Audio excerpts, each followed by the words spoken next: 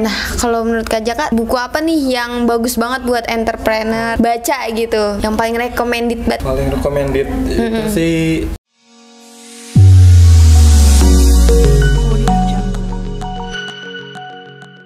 Halo semua, assalamualaikum. Kembali lagi di podcast interview. Nah, kali ini sama aku nih. Ini aku host baru, MC baru di Yes TV. Nama aku Aisyah Nabila. Nah, sekarang ini aku mau ngobrol bareng sama Read Entrepreneur. Ya, siapa lagi? Langsung aja. Ini dia, Kak Jaka. Halo Kak Jaka. Boleh perkenalkan diri Kak Jaka? boleh. Oke. Baik, perkenalkan nama saya Kak Jaka, Jakaria ya lengkapnya, tapi dipanggil saja Kak Jaka. Mungkin lebih tepatnya bukan Read Entrepreneur, tetapi Readpreneur. Oh, Readpreneur. Ya, jadi saya di sini mungkin sedikit profil singkat ya.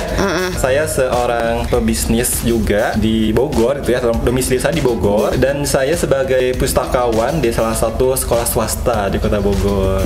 Juga sebagai mentor Yes, setiap hari Ahad biasanya kita bertemu di e-learning Yes, seperti itu. Oh iya, mentor Yes ya. Jadi Kak Jaka ini aku tahu katanya dulu murid Yes, murid pertamanya Yes gitu. Berarti Yes baru berdiri itu Kak Jaka muridnya? Iya, jadi itu panjang ya sebetulnya kalau. Ya gimana? Boleh ceritain? Ya, jadi kan waktu itu memang saya juga nggak tahu ya jadi murid perdana gitu ya di Yes. Karena waktu itu kejadiannya tahun 2017. Iya. Itu tanpa sengaja mengenal Yes gitu ya. Oh. Kenapa bilang seperti itu? Karena waktu itu saya kan orang Bogor ya. Bogor. Sedangkan Yes itu di Depok. Depok. Ya itu. Waktu 2017 itu sekitar bulan Oktober, saya rencananya itu pergi ke Jakarta kan, naik komuter lain. Nah, niatnya itu mau ke Perpustakaan Nasional. Iya. Tetapi di tengah jalan, kan hari Sabtu ya, baru inget kalau hari Sabtu itu bukanya setengah hari. Oh, Sedangkan saya iya. sudah Udah jalan dari pagi. Ya, jalannya jam 8 jam 9-an, jadi udah siang. Udah siang. Terus? Ketika itu apa di kereta, Iya. kereta itu sekitar udah jam 10 baru nyampe Pasar Minggu. Jadi kan waktunya kalau cuman datang langsung pulang lagi kan jadi ini ya kurang ini nggak enak juga gitu kan. Kurang lama gitu ya. Ya udah akhirnya saya putar balik lah. Tapi inget di jalan itu kenapa nggak ke perpustakaan UI aja gitu ya di Depok gitu kan.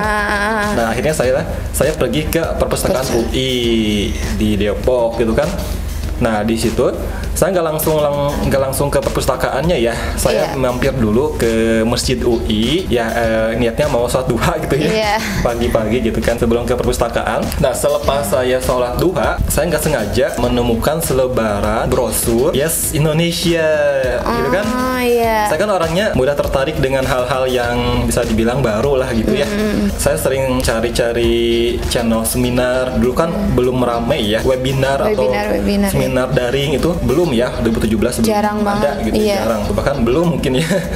Nah, jadi adanya seminar langsung kan. Saya sering nyari-nyari ke Jakarta, biasanya ikut di Rumah Siap Kerja tuh ada tuh ya, punya Sandiaga Uno, itu biasanya saya ikut juga di situ acara-acara seminar buat pemuda-pemuda gitu kan. Terus kadang-kadang saya nyari juga ke pameran-pameran di Jakarta gitu tentang franchising.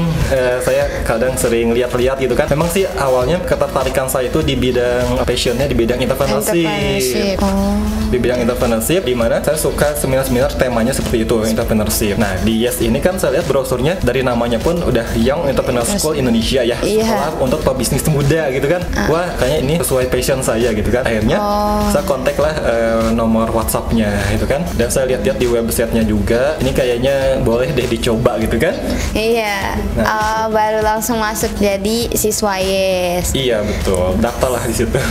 Dan sekarang udah berapa lama berarti Kak? 5 tahun ya. Oh, nah ulang tahunnya kelima sekarang. Jadi udah 5 tahun. Iya, sekarang jadi mentor Yes. Ya, alhamdulillah sejak 2018-nya. 2018 langsung jadi mentor Yes itu. Iya. Nice, luar biasa. Saya waktu itu sekolah di Yes nggak 4 bulan kayak sekarang ya, sekarang kan 4 bulan. 4 bulan. Selesai. Saya waktu itu sampai 6 bulan. Wah, lama juga ya. Nah, Kakak sebelum masuk jadi siswa Yes apa kesibukannya Kak? Awalnya saya kan seorang pustakawan ya. Oh iya. Bekerja di salah satu sekolah swasta, juga ini kuliah ya. Oh kuliah.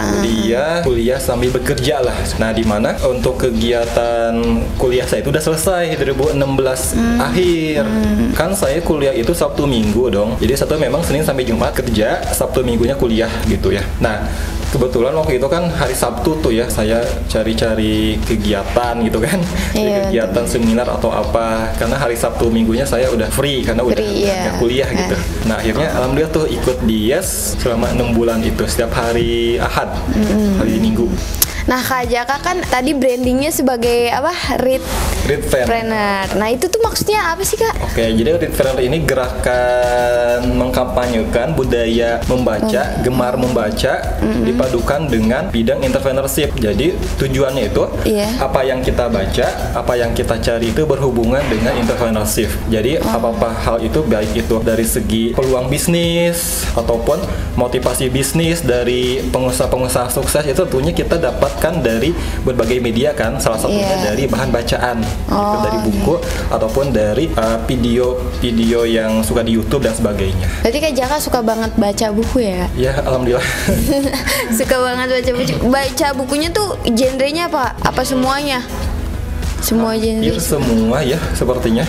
Hampir semua genre, baik fiksi, non-fiksi, buku umum, komputer ataupun hal lain gitu ya. Oh, suka yang banyak. Kalau aku tuh ini, Kak, tipe yang kayak dulu suka novel, terus sekarang udah jadi nggak suka novel-novel yang fiksi-fiksi gitu. Kan dulu seneng ya kayak baca-baca tentang cerita-cerita gituan, hayalan itu. Sekarang udah enggak, lebih suka yang kayak pengalaman orang, kayak buku-bukunya misalnya Ria Ricis, kan dia nulis pengalamannya dia tuh di buku. Nah, saya sukanya kayak gitu. Berarti itu nggak bisa disebut sebagai pembaca sejati ya? Tidak juga sih. Jadi ya membaca itu kan medianya banyak ya, dan genrenya pun banyak sesuai dengan minat kita aja gitu kan. Memang awalnya saya juga sukanya hanya buku-buku fiksi atau buku novel gitu kan. Nah, itulah dilatih ketahanan baca kita di novel itu. Kan novel itu ketahanan baca itu bagaimana kita bisa membaca buku secara utuh keseluruhan dari bab 1 sampai akhir gitu ya. Nah, itu kan nggak mudah dong ya bagi mereka yang baru berkecimpung di dunia baca gitu ya. Yang belum minatnya terlalu tinggi gitu ya. Karena minat itu kan dipupuk ya dari hal yang ringan dulu gitu ya. Iya, benar. Nah, bahan bacaan juga pun seperti itu, dari buku-buku ringan, buku cerita, mungkin dari komik ya, dari buku novel. Akhirnya nanti lama-lama kita terlatih lah ketahanan baca kita, sehingga ketika kita menemukan bahan bacaan yang lebih berbobot gitu ya, buku non fiksi, biografi, autobiografi, itu bisa kita dalami isinya gitu ya.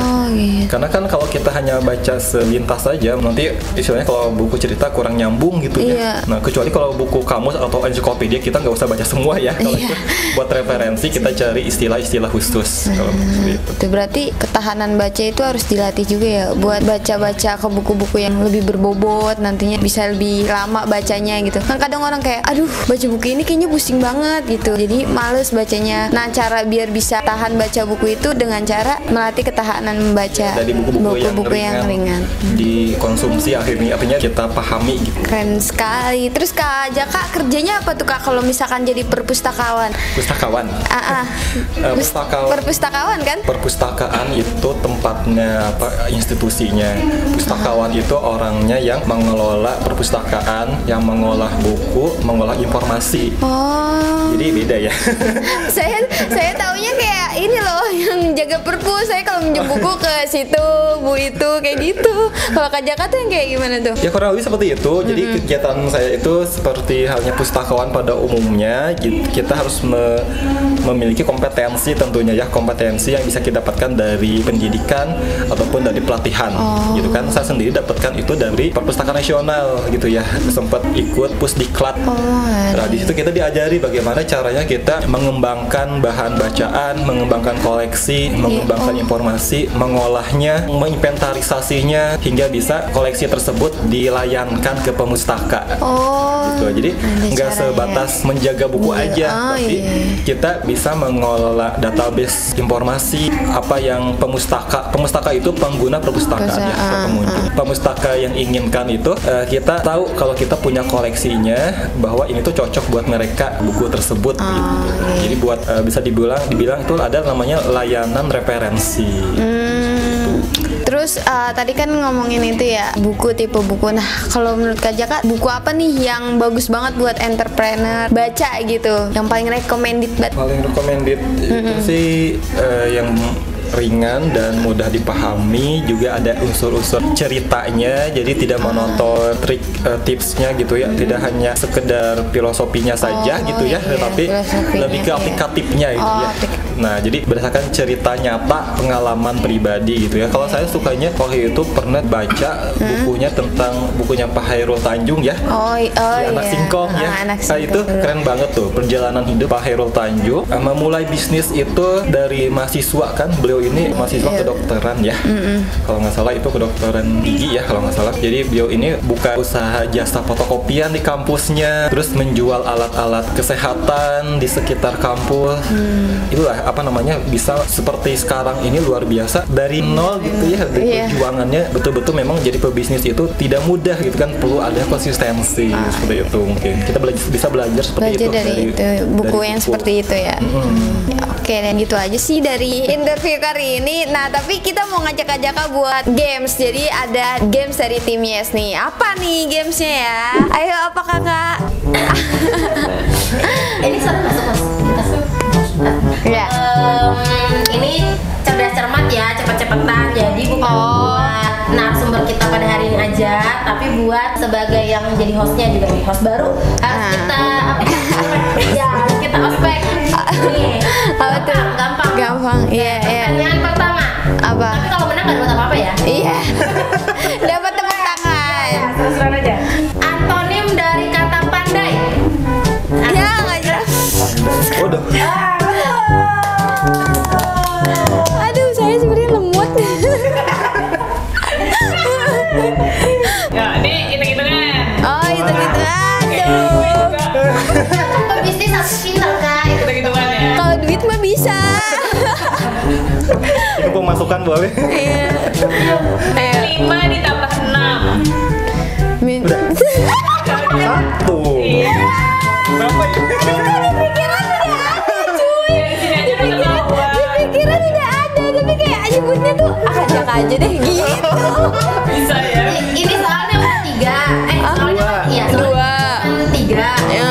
2 poin udah ke Kak Jaka. Jadi Ya, kalau buat misalkan Iwan deh. kamu jawab yang ini benar juga kamu kalah. Iya, nggak usah deh. Nggak apa-apa, coba. Setelahnya terhormat gitu loh. Iya, satu lagi. Kak Jaka lama-lamain ya, jangan tunjuk jari sebelum saya tunjuk jari. Oke. Ayo. Satu lagi ya. Ya. Nih sosial gitu deh. Ya. Gampang. Apa? Perpindahan penduduk dari desa ke kota disebut Apaan ya? Yang penting. salah dikurangi koin dari bonus loh. Udah. Minus satu. Apa namanya? Urbanisasi. Salah. Transmigrasi. Urbanisasi. Desa ke kota apa? Urbanisasi. Jadi yang menang adalah Kaya. nah, gitu aja. Udah ya. Oke, segitu aja dari podcast interview hari ini. Sebelumnya terima kasih Kak Jaka sudah mengisi. Oke, jangan lupa di like, komen, dan yang belum subscribe di subscribe ya. Oke, langsung aja kita tutup. Wassalamualaikum warahmatullahi wabarakatuh. Waalaikumsalam warahmatullahi wabarakatuh.